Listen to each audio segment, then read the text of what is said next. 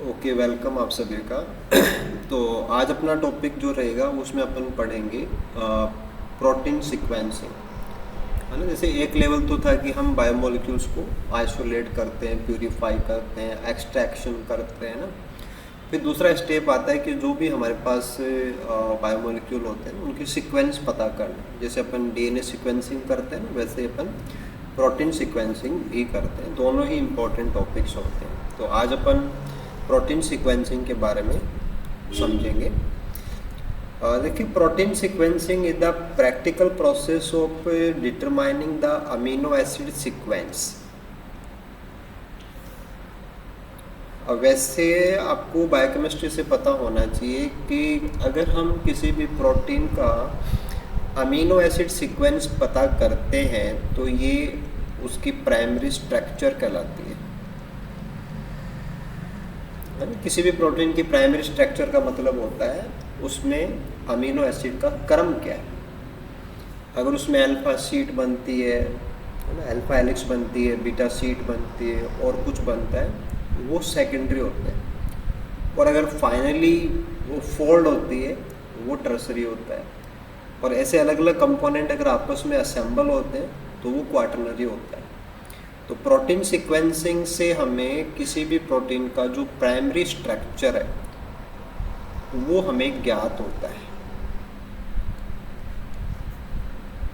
ना। डीएनए के केस में प्राइमरी सेकेंडरी नहीं होता है। प्रोटीन के केस में प्राइमरी, सेकेंडरी, टर्सरी, क्वाटरनरी ऐसे वर्ड आते हैं। तो जब भी हम सीक्वेंस तक होते हैं ना, इसका मतलब हम कहाँ पे हैं? प्राइमरी स्ट्रक्चर की बात कर रहे हैं। तो प्रोटीन सीक्वेंसिंग से हमें अमीनो एसिड की सीक्वेंस पता लगती है, या हम कह सकते हैं कि किसी भी प्रोटीन की प्राइमरी स्ट्रक्चर हम इस मेथड से पता करते हैं। ठीक है। This may serve to identify the protein और characterise its post translational modifications. क्योंकि कोई भी प्रोटीन है वो राइबोसोम पे बनती है और प्रोटीन के बनने को हम बोलते हैं ट्रांसलेशन। अगर ट्रांसलेशन के बाद में उस प्रोटीन में कुछ भी मॉडिफाई होता है तो वो कहलाएगा पोस्ट ट्रांसलेशनल मॉडिफिकेशन। तो कोई भी प्रोटीन वो क्या है ना, उसका कैरेक्टराइजेशन, उसका पता करना, या उसमें कोई मॉडिफिकेशन है या नहीं, ये सारी चीज़ें हम सीक्वेंसिंग से पता कर लेते हैं। टिपिकली पार्शियल सीक्वेंसिंग, यानी कि आपके पास कोई पेप्टाइड होते हैं उसका थोड़ा सा हिस्सा, उसके सीक्वेंस पता करना। पार्शियल का मतलब आंशिक होता है। Of A protein provide sufficient information, यानी कि हमारे पास कोई भी छोटा सीक्वेंस हमने ले लिया या ऐसे कुछ एक सीक्वेंस हमने पता कर लिया ना, to identify it with the reference to database of protein sequence derived from the conceptual translation of gene. क्योंकि हमारे पास बहुत सारी जो प्रोटीन्स हैं उनका डाटाबेस प्रोवाइडेड है, हमारे पास अवेलेबल है। तो किसी भी प्रोटीन का थोड़ा बहुत सीक्वेंस पता होने पे हम उसको डाटाबेस से मैच करके पता कर सकते हैं कि ये कौन सी प्रोटीन। कहने का मतलब ये है कि जब हमें ये पता होता है कि ये वाली सीक्वेंस इस प्रोटीन में होती है तो हमें प्रोटीन को एक किनारे से दूसरे किनारे तक सीक्वेंस करने की ज़रूरत नहीं है। हमें उसके कुछ पार्ट्स की सीक्वेंस चाहिए, उसके बाद में हम हमारे डाटाबेस से जो सॉफ्टवेयर होते हैं उससे पता कर सकते हैं कि ये कौन सी प्रोटीन से मैच करता है। देखिए, दो मेजर मेथड्स हैं ना इसको पता करने के, वो दोनों ही डायरेक्ट मेथड्स में आते हैं। तो वन इज मास स्पेक्ट्रोस्कोपी और दूसरा होता है एडमान डिग्रेडेशन मेथड। तो मास स्पेक्ट्रोस्कोपी की सहायता से या हम एडमान डिग्रेडेशन की सहायता से किसी भी प्रोटीन का सीक्वेंसिंग वो कर लेते हैं। ठीक है। एक्चुअल में क्या होता है कि मास स्पेक्ट्रोस्कोपी तो हम दूसरे मॉलिक्यूल्स के लिए भी काम कर सकते हैं। एडमान डिग्रेडेशन है वो प्रोटीन स्पेसिफिक होता है। ठीक है। Mass spectroscopy methods are now the most widely used for protein sequencing and identification, but Edman degradation remains a valuable tool for identifying the N terminus of a protein. तो किसी भी protein की complete structure पता करने के लिए mass spectroscopy है वो बहुत अच्छी टेक्निक होती है।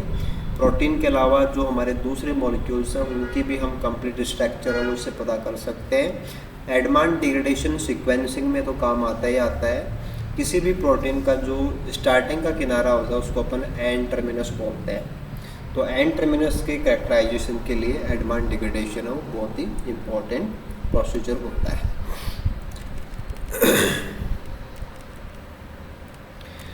ठीक है, determining amino acid composition.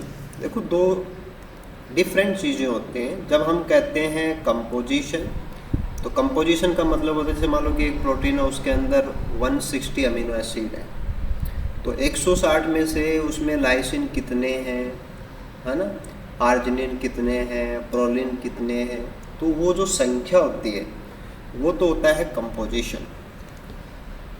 Sequence अलग चीज़ होती है। सीक्वेंस का मतलब होता है 1 by 1। जैसे आपने कहा कि इसमें 2 प्रोलिन है तो वो कंपोजिशन बता रहा है। अगर आप ये कहें कि पहले प्रोलिन के बाद में दूसरा जो अमीनो एसिड है वो ग्लाइसिन आ रहा है, इसका मतलब आप सीक्वेंस बता रहे हो। तो सीक्वेंस डिफरेंट चीज़ होती है, कंपोजिशन है ना, उसमें कितने हैं वो होता है कंपोजिशन। ठीक है, जैसे मान लो आपके पास 50 गेंद हैं अलग अलग कलर की, तो वो कंपोजिशन है।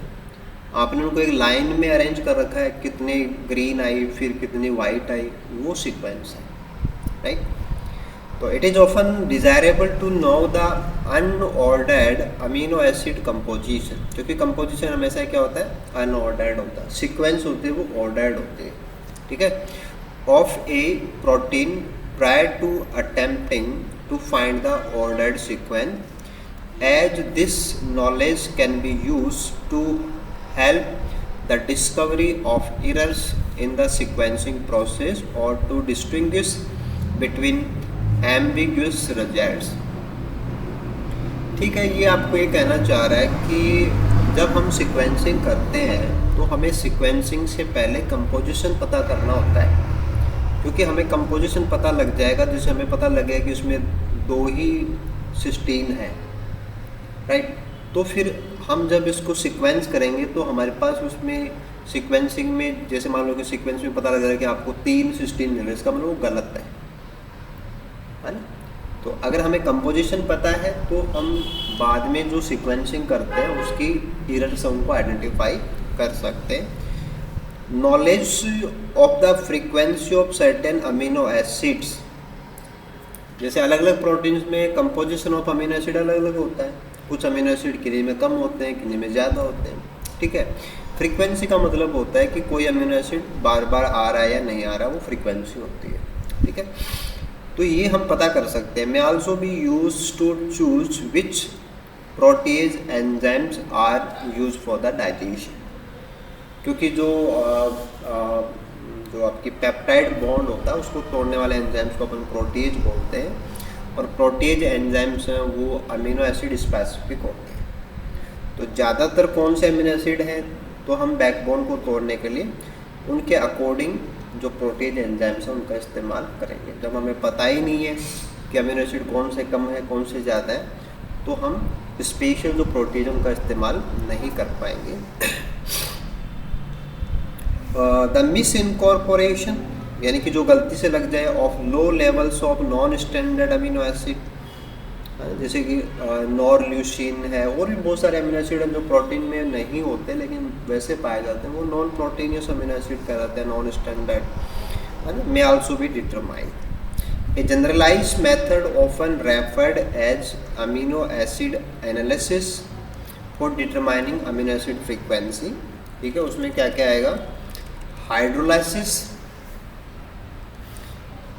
जो पेप्टाइड बॉन्ड होता है उसको तोड़ना, this is called hydrolysis. Hydrolyse a non quantity of protein into constituent amino acid. जैसे आपके पास कोई पेप्टाइड है उसमें 10 अमीनो एसिड है, तो आपने उसको तोड़ा तो आपके पास 10 अमीनो एसिड आ जाएंगे। तो कॉन्स्टिट्यूएंट का मतलब जो उसके संगठक थे, constituent.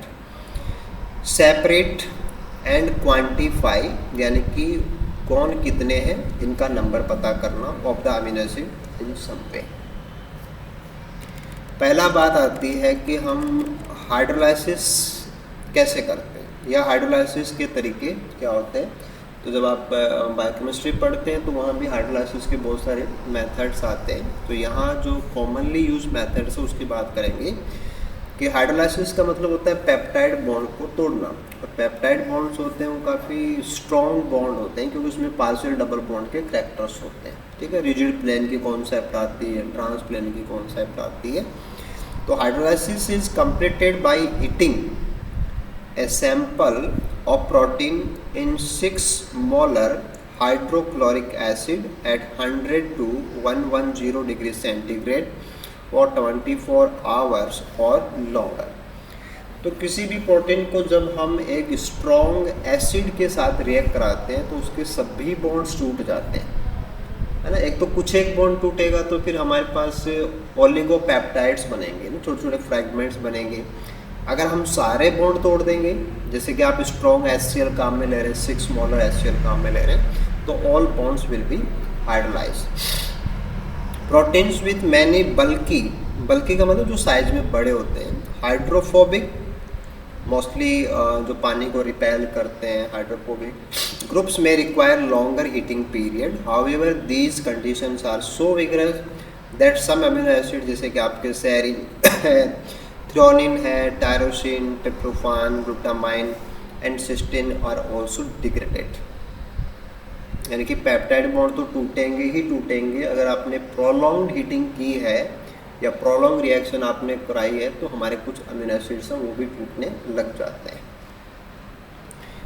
To circumvent this problem कि हमारे अमीनो एसिड ना टूटे, केवल बॉन्ड टूटे ना, biochemistry online suggests heating separate samples for different types, analyzing each solution and extrapolating back to zero hydrolysis time। यानी कि हम एक ट्यूब की बजाय कई सारे ट्यूब्स लें और उनमें हीटिंग है वो सेपरेट करें तो हमें पता लग जाएगा कि कॉन्स्टिट्यूएंट्स कौन कौन से थे। हाँ,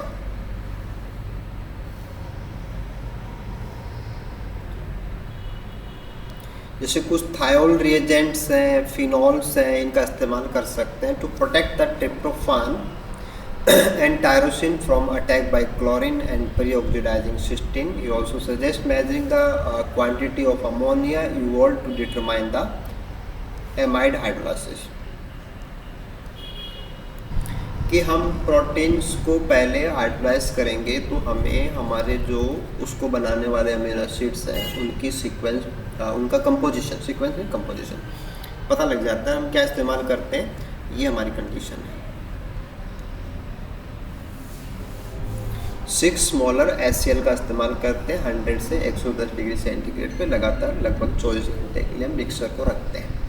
देन फाइनली सारे बॉन्ड्स वो टूट जाते हैं। नहीं, ऐसा कुछ नहीं है। हाइड्रोलाइसिस हमें करना होता है, कंपोजिशन प्राप्त करना होता है। वैसे मेन टॉपिक तो ये है ही नहीं, मेन टॉपिक तो सीक्वेंसिंग है। ये तो वैसे ही कि अगर आप किसी भी प्रोटीन का 6 मोलर HCl से रिएक्शन कराएंगे तो क्या होगा, सारे बॉन्ड टूट जाएंगे। ठीक है, इसके बाद में आता है कि सेपरेशन एंड क्वांटिफिकेशन, कि आप उनको सेपरेट करेंगे और कौन कितने हैं इसका पता लगाएंगे। कि the amino acid can be separated by ion exchange chromatography, क्योंकि वो लोग क्या करेंगे, वो लोग डिफर करते हैं, वेरी करते हैं अपनी प्रॉपर्टीज़ को लेके। तो अपन जो अमीनो एसिड्स है ना उनको आयन एक्सचेंज क्रोमेटोग्राफी, क्योंकि वहाँ पे अपन जो इलेक्ट्रिक प्रॉपर्टीज़ होते हैं उनका इस्तेमाल करते हैं। अमीनो एसिड्स हैं वो अपनी चार्ज की प्रॉपर्टीज़ को लेके डिफ़र करते हैं ना। And then derivatise to facilitate their detection. और मोर कॉमनली अपन जो HPLC है उसका इस्तेमाल कर सकते हैं, यानी कि अपन पर्टिकुलर जो अमीनो एसिड्स हमारे पास आए ना उनको सेपरेट कर सकते हैं और उनको क्वांटिफाई है वो कर सकते हैं। हाँ, इसके बाद में मैटर आता है कि N terminal amino acid hydrolysis, कि determining which amino acid forms the first, है ना, जो एंड होता है वो एंड टर्मिनस कहलाता है। Of a peptide chain is useful for 2 reason, कि to aid the ordering of individual peptide fragment, हमें किनारा पता होने पे तो हम बता सकते हैं कि उसके बाद में कौन आएगा, ठीक है। And because the first round of advance degradation is often contaminated by impurities and therefore does not give a accurate determination of the end terminal amino acid। तो हमें डिग्रेडेशन के बाद में जो सीक्वेंस प्राप्त होगी उससे पहले ये पता होना चाहिए कि पहला अमीनो एसिड कौन सा है, एंड टर्मिनस वाला कौन सा है। तो इसके लिए हम जो प्रोसीजर फॉलो करते हैं कि react the peptide with reagent that will selectively label the terminal amino acid. उसके बाद में हम हाइड्रोलाइज करते हैं और फिर डिटरमाइन करते हैं the amino acid by chromatography and comparison करते हैं हमारे स्टैंडर्ड के साथ में। यानी कि पहला काम होता है कि हम हमारे एंड टर्मिनस वाले को आइडेंटिफाई करें। There are many different reagent which can be use to label terminal amino acid. They all react with amine group and will therefore also bind to amine groups in the side chain of amino acid and lysine है ना। क्योंकि पहला जो जैसे आप DNA की बात करते हैं तो पहले किनारा 5 प्राइम होता है, उस पर फॉस्फेट लगा होता है। प्रोटीन की बात करेंगे तो उसमें एन टर्मिनस होता है, तो वहाँ पे NH2 ग्रुप होता है, अमाइड ग्रुप होता है। NH2 ग्रुप जो होता है वो साइड चेन में लाइसिन के पास में भी होता है, क्योंकि ये क्या है ना, जो एक्स्ट्रा अमीनो ग्रुप वाले अमीनो एसिड्स होते हैं। तो for this reason it is necessary to be careful in interpreting chromatograph to ensure that the right spot is chosen. क्योंकि हमने जो लेबलिंग की है वो हमने लाइसिन के अगर काम में ले ले तो वो गलत हो जाएगा, क्योंकि लाइसिन की साइड चेन में भी NH2 है और हमारी प्रोटीन के किनारे पे भी NH2 है। तो हमें किनारे वाला चाहिए, ना कि लाइसिन वाला चाहिए। Two of the more common reagents are Sanger's reagent, जो क्या होता है 1-fluoro-2,4-डाइनाइट्रोबेंजीन, और डेंसिल डेरिवेटिव्स जैसे कि आपका डेंसिल क्लोराइड है, ये अपन इस्तेमाल करते हैं, ठीक है। Phenyl isothiocyanate the reagent for the advance degradation can also be use. तो ये कुछ एंड टर्मिनस जो होता है ना उसको लेबल करने के लिए रिएजेंट्स है जो अपन काम में लेते हैं, ठीक है। ऐसे अपन जो आखिरी किनारा है वो कार्बोक्सिल टर्मिनस होता है, उसको अपन सी टर्मिनस बोलते हैं, उसका पता हमें करना होता है। तो उसके लिए हम क्या करते हैं, the most common method is use of special enzyme जिसको अपन बोलते हैं कार्बोक्सी पेप्टाइडेज एंजाइम। तो कार्बोक्सी पेप्टाइडेज क्या करेगा, कार्बोक्सिल किनारे के ऊपर जो अमीनो एसिड होता है उसको काट के सेपरेट कर देता है। देन हम उसको आइडेंटिफाई कर लेते हैं। तो कार्बोक्सिल किनारे पे कौन है उसको हम आइडेंटिफाई करते हैं, एन पे कौन है उसको अपन आइडेंटिफाई करते हैं। मैकेनिज्म रहेगा दिस इज एडवांस डिग्रेडेशन। कि प्रोटीन सीक्वेंसिंग के लिए हम एडवांस डिग्रेडेशन का जो सारा लेते हैं, मेन प्रोसीजर है वो हमारा एडवांस डिग्रेडेशन। कि advance degradation is a very important reaction for protein sequencing because it allows the ordered amino acid composition. क्योंकि सीक्वेंस का मतलब ऑर्डर ही होता है ना। ऑटोमेटेड एडवांस सीक्वेंसर्स, कुछ मशीनें हैं जो डायरेक्टली ये सब हमें एनालाइज करके दे देती हैं, उनको अपन बोलते हैं advance sequences are now in wide spread use and are able to sequence peptides up to approximately 50 amino acid long. A reaction scheme for the sequencing a protein है ना, जिसमें अपन क्या क्या होता है वो आप यहाँ से देख सकते हैं। ब्रेकअप एनी डाइसल्फाइड बॉन्ड, क्योंकि जब अपन प्रोटीन काम में लेते हैं तो वो फोल्ड कंडीशन में हो सकती है, और फोल्डिंग के अंदर जो कोवलेंट बॉन्ड है वो फोल्डिंग में प्रेजेंट हो सकते हैं। तो डाइसल्फाइड बॉन्ड्स हमें तोड़ने होते हैं, है ना। उसके लिए अपन क्या करते हैं, बीटा मरकैप्टो इथेनॉल काम में लेते हैं, ठीक है। A protecting group such as iodoacetic acid may be necessary to prevent the bonds to reform। अगर आपने बॉन्ड्स को तोड़ा तो सिस्टीन अलग हो जाएंगी, और बाद में वापस से वो डाइसल्फाइड बॉन्ड ना बनाए तो आपको क्या करना पड़ेगा, रीफॉर्म से रोकना पड़ेगा। तो हम आयोडोएसिटिक एसिड है वो वहाँ पे चिपका देंगे, तो वो क्या करेगा, रीफॉर्मिंग से उनको रोकेगा।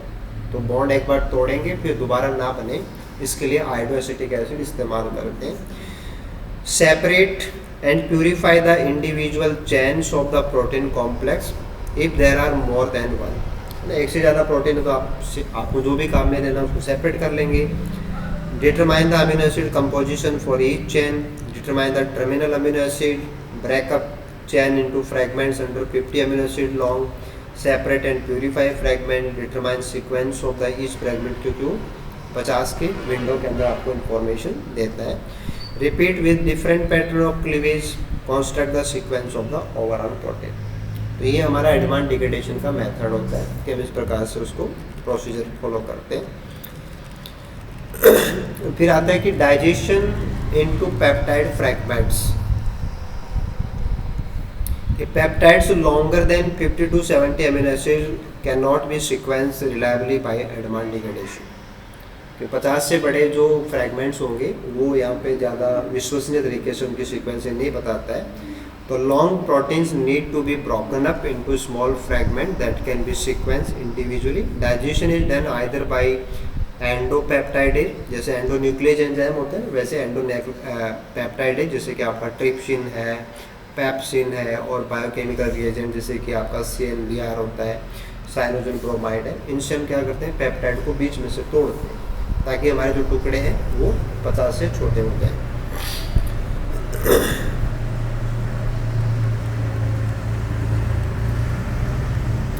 उसके बाद में मैटर आता है कि हमारे पास जो भी फ्रैगमेंट क्रिएट हो जाते हैं उनको हम रिएक्शन में कैसे काम में लेंगे. कि the peptide to be sequence is adsorbed onto a solid surface. कि उसको हम एक सॉलिड सरफेस के ऊपर एब्जॉर्ब करवाते हैं. One common substrate is glass fibre coated with polybrene, है ना, और वो क्या होता है, कैटायनिक पॉलीमर होता है. तो जो भी फ्रैगमेंट्स हैं उनको हम एक सॉलिड जो ग्लास फाइबर होते हैं उनके ऊपर जो पॉलीप्रीन कोटेड ग्लास फाइबर्स होते हैं वहाँ पे अपन उनको क्या करते हैं, एब्जॉर्ब कराते हैं. और the Edman reagent this is the phenyl isothiocyanate PITC is added to the absorb peptide together with mildly basic buffer solution. This is the 12% trimethylamine buffer solution. तो एक तो आपका ग्लास फाइबर है वो काम में आते हैं. उसके बाद में ये आपका एडमान रिएजेंट है फेनिल आइसोथायोसाइनेट, ये काम में लेते हैं. और बफर के रूप में 12% ट्राईमेथिलामाइन काम में आता है. ये आपके वो केमिकल कंडीशंस होंगे कि हमें कौन से कंडीशंस लेने होते हैं. इसके बाद में अगला जो इसका पार्ट होता है वो है कि हम मास स्पेक्ट्रोस्कोपी का सहारा ले सकते हैं.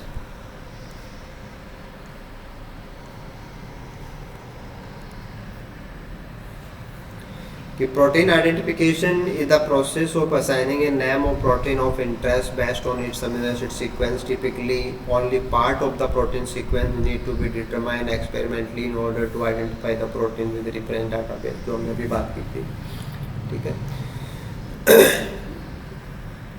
प्रोटीन कैरेक्टराइजेशन में include confirmation of the actual NNC terminus of the जो आपका प्रोटीन ऑफ इंटरेस्ट है, determination of the sequence variants and identification of any modifications, अगर उसमें कुछ है तो वो भी हम आइडेंटिफाई कर लेंगे.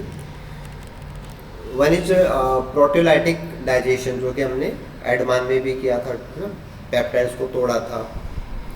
कि protein of interest is isolated typically by SDS page. तो SDS पेज आप पहले से जानते हैं कि आप जब आप सोडियम डोडोसिल सल्फेट का इस्तेमाल करेंगे तो प्रोटीन सब वो लीनियर हो जाती है ना, कि उनकी फोल्डिंग वगैरह सब वो रिमूव हो जाती है. या आप उनको क्रोमेटोग्राफी से आइसोलेट कर सकते हैं. The isolated protein may be chemically modified to stabilise cysteine residues, यानी कि डाइसल्फाइड बॉन्ड दोबारा ना बने उसके लिए. जैसे कि आपका S एडेनोमिथाइलेशन कर सकते हैं अपन, या S कार्बोक्सी मिथाइलेशन कर सकते हैं, क्योंकि सिस्टीन के अंदर जो सल्फर होता है ना उसके ऊपर आप तो अमीडो मिथाइलेशन करेंगे या कार्बोक्सी मिथाइलेशन करेंगे तो प्रोटेक्ट हो जाएंगे. The protein is digested with specific protein to generate peptide, जैसे कि आप ट्रिप्सिन काम में ले सकते हैं, आप दूसरे एंजाइम्स उनका यूज़ कर सकते हैं फ्रेगमेंटाइजेशन करने के लिए. The peptides may be desalted to remove ionizable contaminants, कि जो भी आयनाइजेबल चीज़ें हैं उनको हटाने के लिए हम है ना डिसाल्टेशन प्रोसेस करेंगे. एंड सब्जेक्टेड टू माल्टी टॉफ, ये जो स्पेक्ट्रोस्कोपी का एक वेरिएंट होता है multi top mass spectroscopy, direct measurement of the masses of peptide may provide sufficient information to identify the protein। यानी कि मल्टी टॉप मास स्पेक्ट्रोस्कोपी करते हैं, वहाँ पे जो भी हमारे पास फ्रेगमेंट होता है ना उसका masses ऑफ पेप्टाइड, क्योंकि ना जैसे अपन बात करते हैं केमिस्ट्री वाइज, जैसे कार्बन है तो उसका मास कितना है 12 है, हाइड्रोजन है 1 है, CH2 है तो 14 हो गया ऐसे।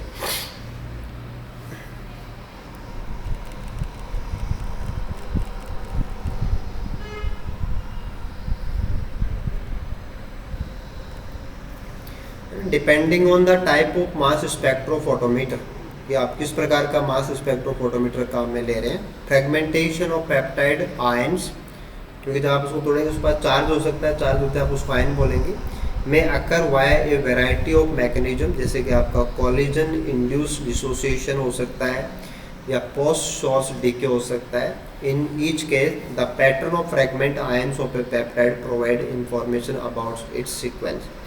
तो मास स्पेक्ट्रोस्कोपी से हम सीक्वेंस वगैरह पता हो कर लेते हैं।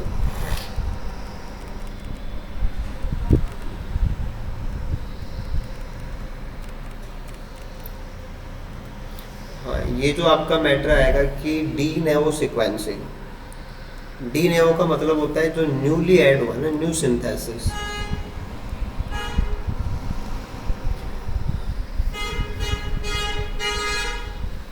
तो यहाँ पे आपको जो पोस्ट ट्रांसलेशनल वाले हैं, यानी कि पेप्टाइड जब बनती है तो राइबोसोम पे बनती है, और उसके बाद में अगर उसमें कुछ और चेंज होता है तो पोस्ट ट्रांसलेशन में आता है।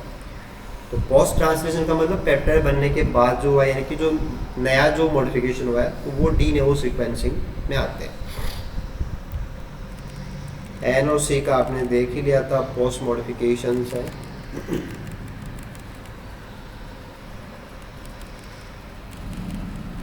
यहाँ से आप इनके लिमिटेशन देख सकते हैं कि प्रोटियोलाइसिस, जब आप बैकबोन को तोड़ते हैं, proteolysis does not always yield a set of readily analysable peptides covering the entire sequence of protein. The fragmentation of peptides in the mass spectrophotometer often does not yield ions corresponding to the cleavage at each peptide bond, क्योंकि वहाँ पे वो charge के ऊपर काम करता है, तो चार्ज नहीं होने पे आपको यहाँ पे एरर्स हो आएंगी।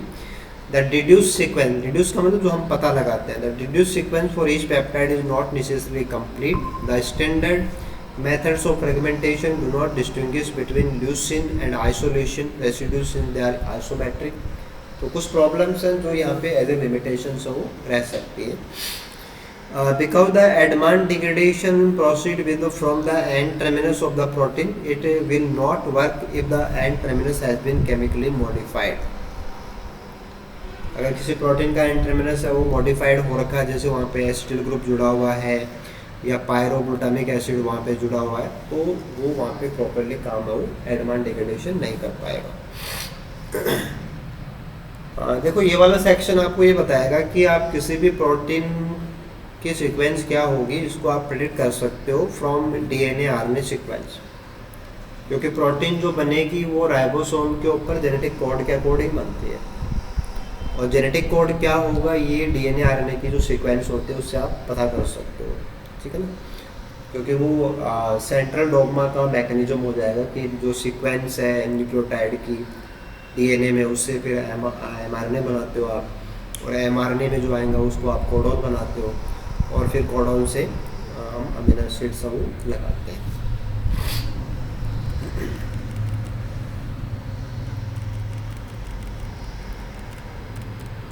ये कुछ बायोइन्फॉर्मेटिक टूल्स है ना, कि bioinformatics tools exist to assist, assist का मतलब हेल्प करना विद द इंटरप्रिटेशन, निष्कर्ष निकालना of mass spectra to compare and analyse protein sequences to such database using peptides of protein sequence, जैसे कि आप ब्लास्ट यूज करते हैं।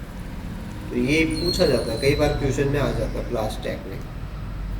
तो ब्लास्ट एक बायोइन्फॉर्मेटिक टूल है जहाँ पे हमें पेप्टाइड्स की जो सीक्वेंस है वो अवेलेबल होती है, डाटाबेस है। डाटाबेस का मतलब ये है कि जिन प्रोटीन्स की सीक्वेंस पता कर ली गई वो ऑनलाइन प्लेटफॉर्म है जिसके ऊपर अवेलेबल है, जिसको अपन असेस कर सकते हैं, कोई भी यूज़ कर सकता है। यहाँ पे जो एडमान डिग्रेडेशन है उसके अलग से फाइल भी यहाँ पे मैंने ऐड कर दी है। एडमान डिग्रेडेशन जैसे नाम से ही है, तो पेहर एडमान जो है उन्होंने इसको डिवाइस किया था, तो ये तो खैर नाम में आ जाता है, इसलिए कोई ज़्यादा इम्पोर्टेंट बात नहीं है। मैकेनिज्म लगभग अपन ने बात कर ली थी, आप वहीं से तैयार कर लेना क्योंकि इतनी डिटेल की हमें जरूरत नहीं पड़ेगी। लिमिटेशन वगैरह भी हमने देखी थी। प्रोटीन मास स्पेक्ट्रोस्कोपी कैसे काम करता है, ये माल्डी वगैरह ये सब वो टेक्निक की डिटेल्स है, तो ऐसा कुछ इशू नहीं आएगा अपन।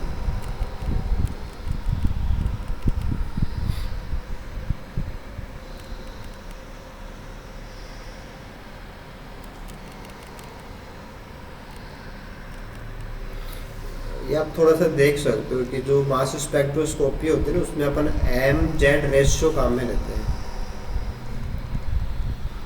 एम का मतलब होता है मास और जेड का मतलब होता है चार्ज।